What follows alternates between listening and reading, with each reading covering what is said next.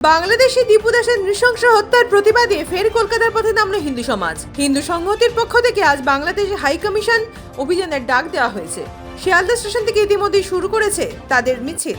বাংলাদেশের সমস্ত বাঙালি হিন্দুদের নিরাপত্তা নিশ্চিত করতে হবে অন্তর্বর্তী ইউনূস সরকারকে এবং দীপু দাসের হত্যাকারীদের কঠোর শাস্তি দিতে হবে, এই দাবিতে আজ তাদের মিছিল। সচেতন করা সরকারকে জানানো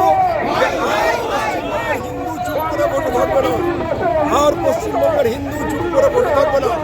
সাথে আমরা দাবি করছি যে কেন্দ্রীয় সরকার এবং পশ্চিমবঙ্গ সরকার এবং যারা বাংলাদেশের হিন্দুরা ওখানে লড়াই করতে পারে, আমরা বাংলাদেশ করতে চাইছি, বাংলাদেশকে একটা পাকিস্তান করতে চাইছি। আমরা চাইছি প্রত্যেক বাঙালি হিন্দু তাদের মধ্যে ইসরায়েলি জজ তৈরি করুক, ইসরায়েলি জজ তৈরি করুক। যারা বাঙালিকে মারবে দেবো না, যারা বাঙালি মারবে তাদের বেঁচে থাকতে দেবো না।